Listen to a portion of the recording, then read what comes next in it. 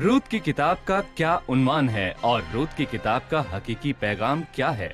रूत की किताब में होने वाले वाकयात के औकात और इनका पस मंजर क्या है?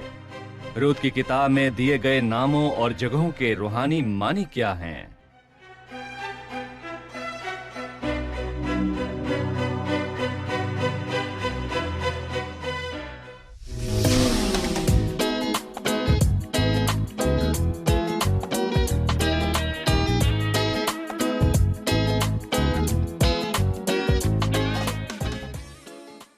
अजीज नाजरीन, मैं अयाद ज़रीफ आप सब देखने वालों को हमारे रोज के बाइबली मुतालिया प्रोग्राम की नई किस्त में खुशामदीद कहता हूँ। मैं आपको याद दिला दूं कि हम पैदाइश से लेकर मुकाशवा तक बाइबल मुकद्दस की तमाम किताबों का मुतालिया कर रहे हैं और आज हम रूत की किताब का मुतालिया शुरू करने को हैं। और रूत की किताब पुराने अहदनामे की तीसरी किताब है।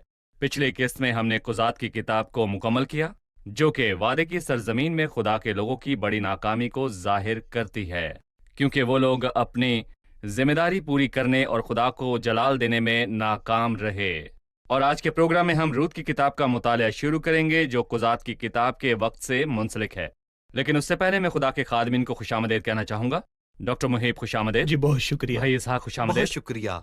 इसके साथ ही मैं स्टूडियो में आए दीगर मेहमानों को भी खुशामदीद कहता हूँ। डॉक्टर मुहीब, जब हम एक नई किताब का मुतालिया शुरू करते हैं तो हम उसका उन्वान जानना चाहते हैं और इसकी तकसीम के हवाले से भी, ताकि नाज़रीन इसे अच्छी तरह समझ सकें। रूत की किताब हमें एक मुआबी जवान औरत की कहानी बयान करती है, जिसकी शादी खुदा के लोगों में से एक मर्द से हुई, क्योंकि उसके खानदान ने मुआब हिजरत की। ये जवान मर्द मर गया और आखिर में ये औरत अपनी सास के पास बैतलहम को चली गई। वो इज़राइल के मोहब्बत करने वाले खुदा के पैरों के नीचे पनाह ढूंढने को आई थी। वो उस खुदा को अपनी सास नौमी के वसीला से जानती थी और वो खुदा के लोगों से जुड़ी हुई थी और एक नुमाया जवान खातून थी जो खुदा की नज़र में मकबूल ठहरी थी। देखा जाए तो इस किताब के 4 अबवाब हैं। पहला बाब बोइस के शहर बैतलहम के बारे में बयान करता है। दूसरा बाब बोइस के खेत के बारे में बात करता है। तीसरा बाब बोइस के खलियान के बारे में बात करता है और चौथा बाब बोइस के घर के बारे में बयान करता है। मैं एक और तरह से इसके हिस्से कर सकता हूँ। पहला बाब फजल से बचाए जाने के बारे में बताता है, दूसरा बाब फजल में बढ़ने के बारे में बताता है और तीसरा बाब फजल में कायम रहने के बारे में बताता है और चौथा बाब फजल के दौर के मुतालिक बात करता है। मैं तीसरी तरह से इसके हिस्से कर सकता हूँ। पहला बाब ईमान की फहम के मुतालिक बात करता है, दूसरा बाब ईमान के काम के मुतालिक बात करता है, तीसरा बाब ईमान की दलेरी के बारे में बात करता है और चौथा बाब ईमान के अजर के बारे में बात करता है। इस किताब के चौथे तरीके में यूं तकसीम करता हूं कि रूत नौमी के साथ रहती है, रूत बॉयस के खेत में बालें चुनती है, रूत इंतजार करती है। ऐ मेरी बेटी, जब तक इस बात का अंजाम का तुझे पता ना लगे तो चुपचाप बैठी रहे। और यहाँ आखिर में वो बॉयस से शादी करती है। बहुत शुक्रिया भाई इसहाक। यहाँ हम देखते हैं कि रूत की किताब का नाम एक औरत के नाम पर रखा गया। पुराने अहदनामे में आस्तर की किताब का नाम भी एक औरत के नाम पर रखा गया, यानी 2 किताबें औरतों के नाम पर। क्या हमें इन दोनों नामों के पीछे कोई पैगाम मिलता है? मेरे ख्याल से ये वाज़ी है कि खुदा औरतों को अजीज जानता है, और मसीहत के अल्फाज में अगर मैं कहूँ तो औरतें मर्दों से कम नहीं हैं। और ये सच है कि मर्द और औरत दोनों के मुख्तलिफ किरदार हैं, मगर खुदा की नज़र में रूहानी पहलू से औरत मर्द से किसी भी तरह कम नहीं है। और हम रूत में गैर कौम की एक जवान औरत को देखते हैं जिसकी शादी एक अजीम यहूदी से हुई, और आस्तर में हम एक सादा जवान यहूदी खातून को देखते हैं जिसकी शादी गैर कौम के एक शख्स अक्सूरियत से हुई। और हकीकत में मैं रूत को पुराने अहदनामे की 2 खवातीन में शामिल करता हूँ जिन पर खुदा का फजल जाहिर हुआ, और मैं कहूँगा कि वो यहूदी नहीं थीं बल्कि वो गैर कौम से थीं। और फिर यशवा की किताब में राहब और रूत दोनों ही केनानियों के घर से थीं और मुआबी थीं, और मुआबी अमोनी और केनानी मलाउन लोग थे। और भाई आयात, ये अजीम बात है कि पुराने अहदनामे में भी खुदा लोगों के दरमियान तफरीक नहीं करता, क्योंकि खुदा एक मजहब के लोगों से नहीं बल्कि सब लोगों से मोहब्बत रखता है। और इसीलिए अंजील ये मुनादी करती है कि खुदा ने दुनिया से ऐसी मोहब्बत रखी, तो मेरा ताल्लुक किसी भी मजहब या सकाफत से हो या मैं किसी भी मुल्क से ताल्लुक रखता हूँ, خدا کا فضل سب پر ہے، سو خدا کے مطابق خدا ایک یا دوسری نسل یا مرد یا عورت کے درمیان فرق نہیں رکھتا۔ یعنی خدا کے مطابق خدا ایک یا دوسری نسل میں یا مرد اور عورت کے درمیان تفریق نہیں کرتا، صحیح، یا کسی مذہب کے درمیان تفریق نہیں کرتا، بلکہ خدا محض فضل اور مسیح کو نجات دہندہ بالکل قبول کرنے کی بنیاد پر سب کو خوش آمدید کہتا ہے۔ ٹھیک ہے بھائی اسحاق، میں اس بات کو جاننا چاہتا ہوں کہ روت کی کتاب کی کیا خصوصیات ہیں؟ اگر کسی بھی صحافی کو ایک کہانی بنانا ہو تو اس کو قلم بند کرنے کے لیے اسے ان واقعات کی جگہ نام اور تاریخوں کو بیان کرنا ہوتا ہے صحیح، تاکہ ہم جان سکیں کہ وہ خبر سچی ہے۔ روت کا مصنف ان واقعات کو کیسے قلم بند کرتا ہے تاکہ وہ بتا سکے کہ یہ واقعات سچے ہیں؟ ہم آیت میں بڑے واضح طور پر پڑھتے ہیں کہ یہ کب ہوا، اور انہی ایام میں جب قاضی انصاف کیا کرتے تھے، جو اس سے پچھلی کتاب میں ہے، اور پھر وہ ان جگہوں کا بیان کرتا ہے۔ ایسا ہوا کہ اس سرزمین پر کال پڑا جو بیت الہم ہے، اور یہودا کے بیت الہم کا ایک مرد اپنی بیوی اور 2 بیٹوں کو لے کر چلا کے مواب کے ملک میں جا کر بسے۔ اور جب وہ لکھتا ہے کہ ایسا ہوا، وہ کہتا ہے کہ یہ ایک ناخوشگوار واقعہ ہے۔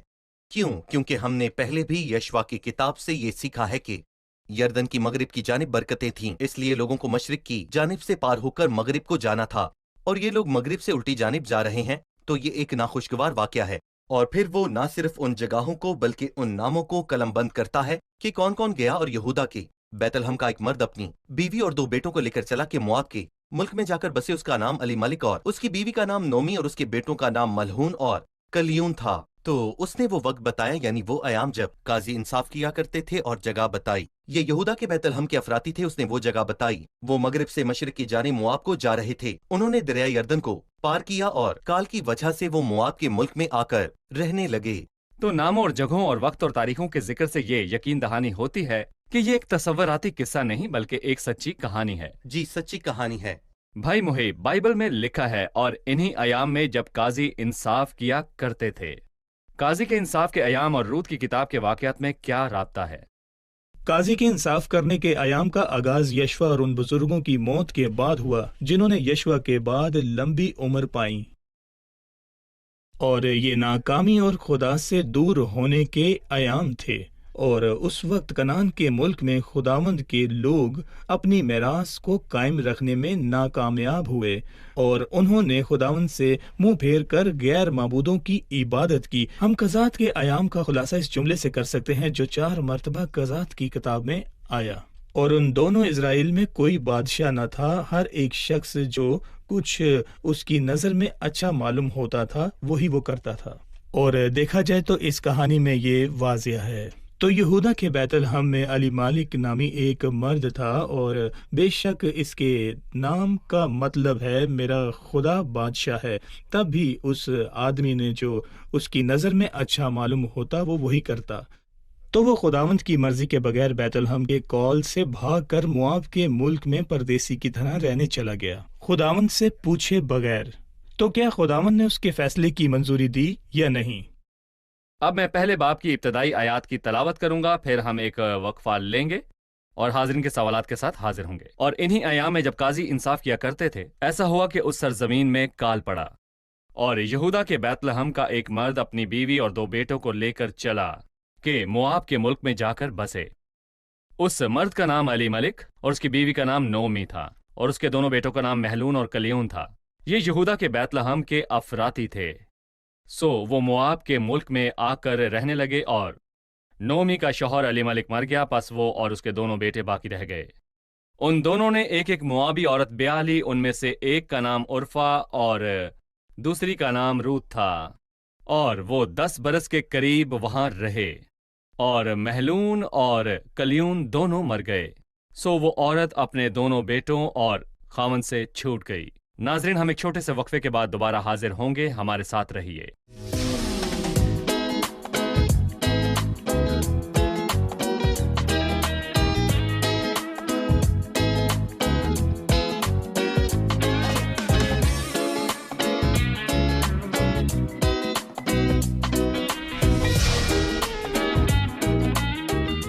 خوش آمدید۔ آئیے چلتے ہیں اپنے مہمانوں کی طرف اور جانتے ہیں ان کا سوال۔ جی، کس کا سوال ہے؟ پوچھئے۔ ہم ان جگہوں اور ان کے ناموں کا مطلب جاننا چاہیں گے جہاں یہ سب کچھ ہوا۔ جی، بائبل مقدس میں ہر جگہ اور ہر نام کے معنی موجود ہیں، تو ان جگہوں کے ناموں کا کیا مطلب ہے؟ دیکھیں، میں کہوں گا کہ یہ نام بہت اہم تھے۔ یہ بیت الحم سے آئے تھے، جس کا مطلب روٹی کا گھر یا اطمینان کا گھر تھا۔ وہ مواب کی طرف جا رہے تھے، اور مواب کی جگہ ہمیں ایک بھیانک گناہ کی یاد دلاتی ہے کہ پیدائش کی کتاب میں سدوم کی آگ کے بعد لوط کی بیٹیاں اپنے باپ سے ہم آغوش ہوئیں۔ وہ افراطی تھے، اور افراد کا مطلب زرخیز اور کثرت ہے۔ اور میں کہوں گا کہ یہودا کے معنی ہے شکر گزاری یا تمجید۔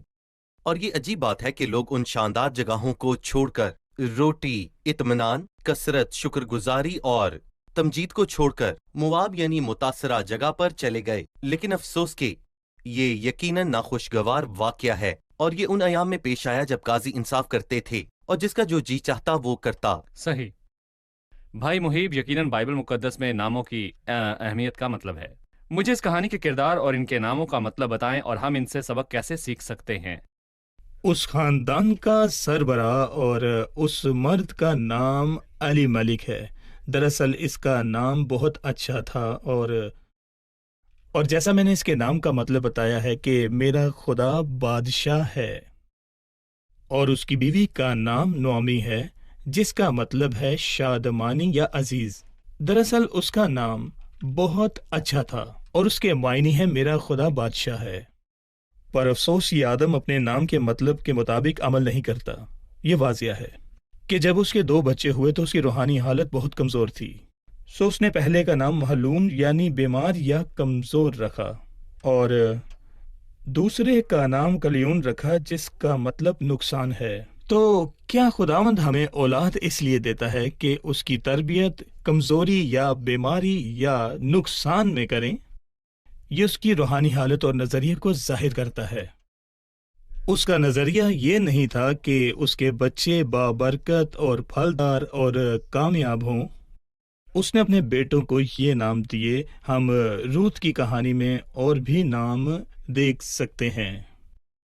روت کے معنی اس کا چوپان ہے، اور اس کا مطلب آسودہ اور خوش بھی ہو سکتا ہے۔ عرفہ کے معنی گلا تھا، اور مرضی اور خود مختاری اس میں واضح تھی، اور اس پوری کہانی کا ہیرو اور شروع سے لے کر آخر تک اس کا اہم کردار بوائز ہے، جس کے متعلق ہم دوسرے باب میں پڑھتے ہیں۔ بھائی محیب، کیا آپ ناموں کے مطلب سے ناظرین کو یہ پیغام دے سکتے ہیں کہ وہ بائبل میں موجود ان ناموں کے مطلب میں چھپی دولت کو ڈھونڈ کر ان سے کیسے فائدہ اٹھا سکیں؟ در حقیقت خداوند کے کلام میں کچھ بھی بے معنی نہیں ہے، اور یہ باتیں ہم نے خود اس متاثر کن شخصیت سے سیکھی ہیں۔ پالوس رسول ناموں کا ترجمہ کر کے ان سے سبق نکالتا تھا۔ مثال کے طور پر جب وہ ملک صدوق کی بات کرتا ہے، اس نے بتایا کہ ملک صدوق کا مطلب ہے راست بازی کا بادشاہ۔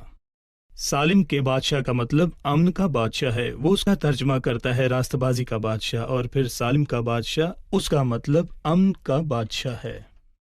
آپ نام کے مطلب سے ایک اہم سبق سیکھ سکتے ہیں کہ راست بازی میں امن ملتا ہے، اور راست بازی کے سوا امن نہیں ہے، اور یہ کہ مسیح راست بازی کا بادشاہ ہے۔ اور آپ دیکھیں کہ جب راست بازی حکمرانی کرتی ہے تو امن حکمرانی کرتا ہے۔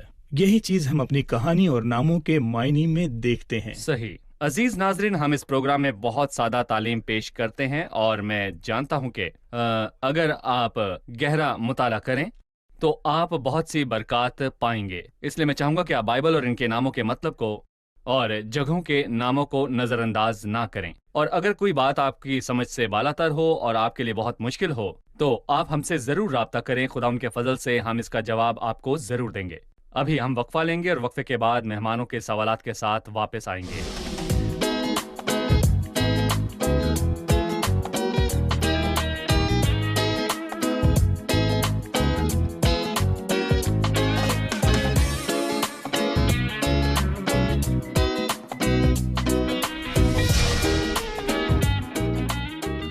خوش آمدید۔ آئیے چلتے ہیں اپنے مہمانوں کی طرف اور ان سے سوال جانتے ہیں۔ کس کا سوال ہے؟ پوچھیے۔ اگر ایک خاندان نے بہتر زندگی اور بہتر حالات کی تلاش میں ہجرت کرنے کی سوچی تو اس میں کیا برائی ہے، خاص کر کے جس ملک میں وہ رہتے ہوں اور وہاں کے حالات اور سکنات بہت مشکل ہوں؟ جی ٹھیک ہے۔ جی بھائی اسحاق، اگر اپنے ملک میں مسائل و کال ہو تو ہجرت کرنے میں غلط کیا ہے؟ اس کا مرکزی خیال یہ ہے کہ ایک ایماندار کس لیے جیتا ہے؟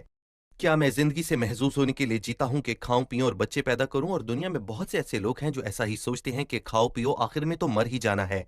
مگر بات یہ ہے کہ میں اپنی زندگی میں خدا کے مقصد کو پورا کرنے کے لیے زندہ ہوں، اور ہجرت کرنا جیسے ہم اپنی زندگی کے فیصلے کرتے ہیں، اسے بھی خدا کی مرضی سے کرنا چاہیے، کیونکہ خدا نے میری زندگی کا مقصد بنایا ہے اور خدا جانتا ہے کہ آنے والے کل میں کیا ہونے والا ہے۔ اور جیسا بھائی نے ہمیں سکھایا کہ یہ خدا کی طرف سے اس کے لوگوں کو تربیت دینے کے لیے تھا، انہیں پوچھنا چاہیے تھا کہ تو ہماری تربیت کیوں کرتا ہے؟ کیونکہ یہ کال ان کی تربیت کے لیے تھا۔ بائبل میں شاید 13 مرتبہ کال کا ذکر ہوا ہے، اور کبھی کبھی جب ابراہم مصر کو گیا تو یہ غلط تھا، اور آپ کے بھی غلط تجربات ہو سکتے ہیں، یا ایسے واقعات ہوں گے جو بتاتے ہیں کہ کال پڑھتے ہی ملک کو چھوڑ دو۔ اور پھر ایک اہم چیز ہے، کون کہتا ہے کہ مجھے اپنی زندگی کے قدم اٹھانے اور فیصلہ لینے کے لیے معمول سے چلنا ہوگا؟ میں بتانا چاہوں گا کہ ابراہم نے ملک کو چھوڑا اور اس نے عجیب ہجرت کی۔ کسدیوں کے اور میں ایک شخص آرام سے بیٹھا تھا، وہ بزرگ تھا اور اس وقت اس کی کوئی اولاد بھی نہیں تھی۔ خدا نکلنے کو کہتا ہے، پر کیوں؟ مجھے اپنے باپ اور بیوی کے ساتھ رہنے دیں، سب ٹھیک ہے۔ اور وہ اسے کہتا ہے تو اس ملک میں جا جو میں تجھے دوں گا۔ عجیب بات ہے، جب خدا ان کا جلال اس پر ظاہر ہوا تو اس نے کہا کہ میں تیرے کہنے کے مطابق چلوں گا۔ خدا کی مرضی یہ ہے کہ ہم سفر سے پہلے سفر کو ڈھونڈیں، اور خدا چاہتا ہے کہ میں اس کے ساتھ چلوں۔ پر اگر بیت الحم میں کال ہے اور خدا وہاں موجود ہے تو میں اسے چھوڑ نہیں سکتا۔ مواب میں روٹی ہے پر خدا وہاں نہیں ہے، اس لیے وہاں نہیں بسنا چاہیے۔ اور میں اپنے دیکھنے والوں سے یہ کہنا چاہوں گا کہ جب بھی ہم فیصلے لیں انہیں معیاری منطق کے مطابق ہی نہ لیں، بلکہ مجھے خدا سے پوچھنا ہے اور بائبل پڑھنی ہے، کیونکہ یہ لفظ صرف عارضی سطح پر نہیں بلکہ روحانی سطح پر ہیں۔ اور روحانی سطح پر بیت الحم میں ایک جگہ ہے جہاں خداوند چاہتا ہے کہ لوگ کھانا ڈھونڈیں، جہاں سب خداوند کے نام سے ہو اور خداوند ان کے بیچ موجود ہو اور کوئی برکت نہ ہو۔ تو اس کا مطلب یہ نہیں کہ میں چھوڑ کر مواب چلا جاؤں، بلکہ مجھے اپنے بھائیوں کے ساتھ مل کر خداوند کے آگے جھکنا چاہیے اور پوچھنا چاہیے ایسا کیوں ہے۔ مگر دنیا میں سب سے آسان کام بے ساختہ رد عمل ہے، اور یہ نہ بائبل کے مطابق ہے اور نہ ہی مسیح کے، اور نہ ہی ان اسباق سے جو ہم خداوند کے کلام سے سیکھتے ہیں۔ تو آپ مجھے خدا کی مرضی سے الگ ہو کر کسی بھی فیصلے کو لینے کی مشکلات کے بارے میں بتا رہے ہیں۔ بالکل، یہ خدا کی مرضی ہو سکتی ہے کہ جب تک وہ میرے ساتھ ہے میں اسی جگہ پر رہوں۔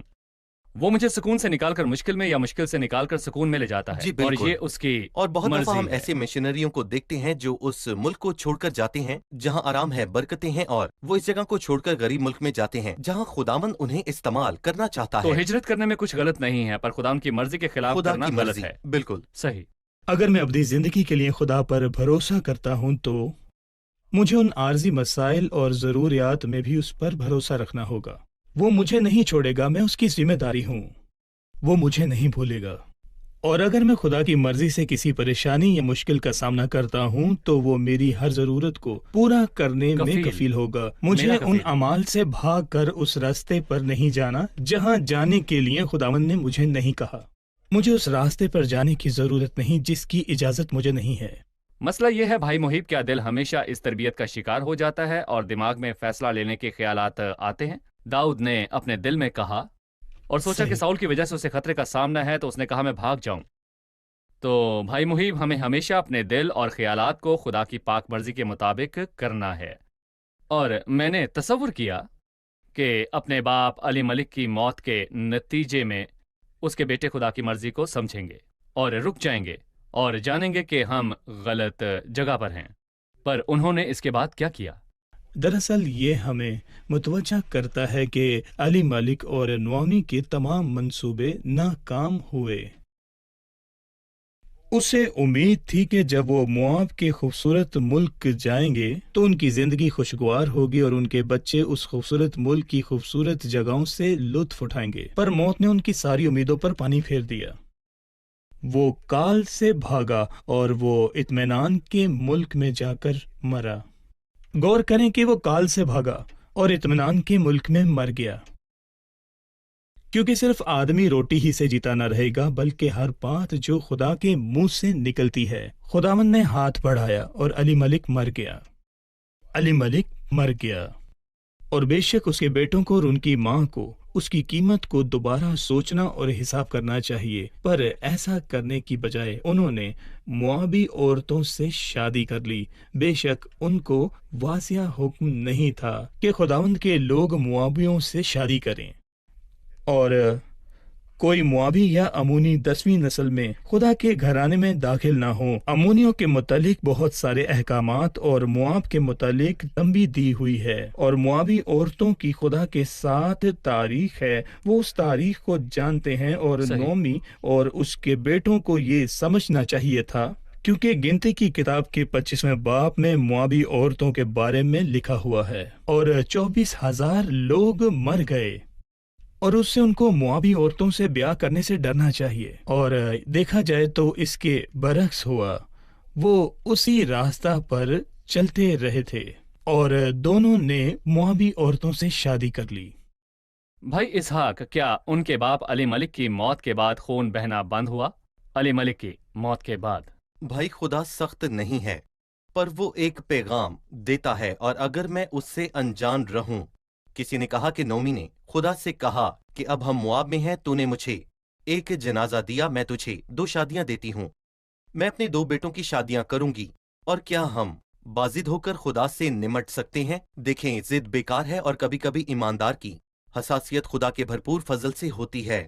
وہ اس احساس کے ساتھ خدا کے پاس جائے گا اور کہے گا، اے خدا تو نے مجھے سب کچھ دیا، میں اس قابل نہیں، اور وہ سوچے گا کہ خدا شرم دلا رہا ہے، کیونکہ لا تعلیمی خدا سے لمبے عرصے تک دور رہنے کا نتیجہ ہے، تو وہ محسوس کرنے کے قابل نہیں رہتا۔ پہلے اس کا شوہر مرا، پھر بیٹے کی شادی کی، اور پہلا بیٹا مر گیا۔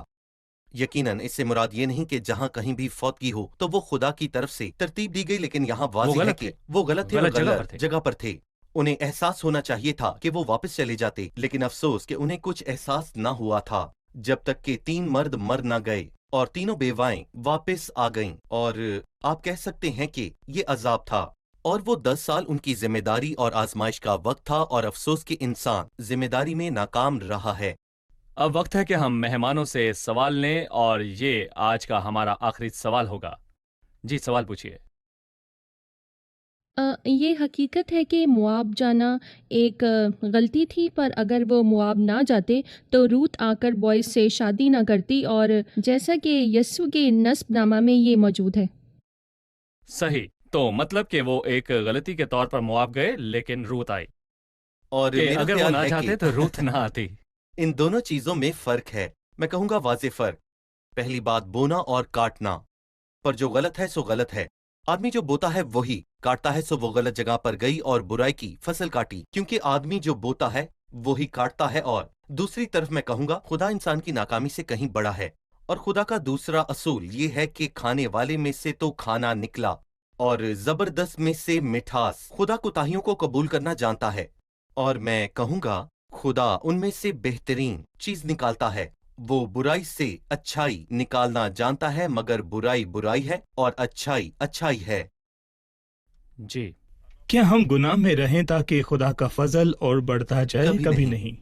یہ سچ ہے کہ جہاں گناہ زیادہ ہوا وہاں فضل اس سے بھی نہایت زیادہ ہوا ہے، پر یہ ہمارے گناہ میں رہنے یا کچھ غلط کرنے کا جواز نہیں، کیونکہ خداوند غلط میں برکت سے اور برائی میں اچھائی نکال لیتا ہے۔ اور ہمیں یہ یاد ہونا چاہیے کہ جب سمسون تمنت میں ایک فلسطی عورت سے بیاہ کرنے کو جا رہا تھا تو ایک جوان شیر اس کے آگے آ کر گرجنے لگا۔ یہ سچ ہے کہ شیر کے پنجر میں شہد تھا، پر یہ اس بات کا جواز نہیں کہ میں ایسے غلط راستہ پر چلوں جہاں شیر ہو اور جانے سے خبردار کیا ہو۔ اگر خداوند ایک مرتبہ شیر کے پنجر سے شہد نکال سکتا ہے تو اس کا مطلب یہ نہیں کہ میں ہر مرتبہ غلط راستہ پر چلوں اور توقع کروں کہ خداوند اپنے فضل میں بڑھائے گا اور اس میں سے کچھ اچھا نکلے گا۔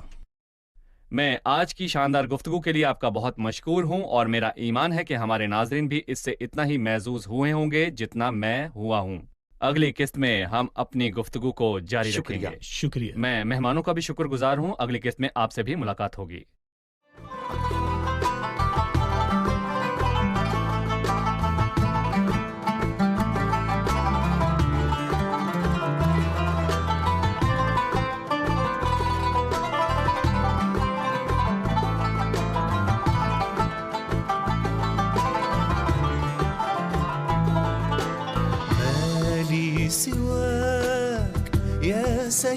سيدي حياتي رضاك يا سيدي ما لي سواك يا سيدي حياتي رضاك يا سيدي أنت متكلي تطمئن نفسي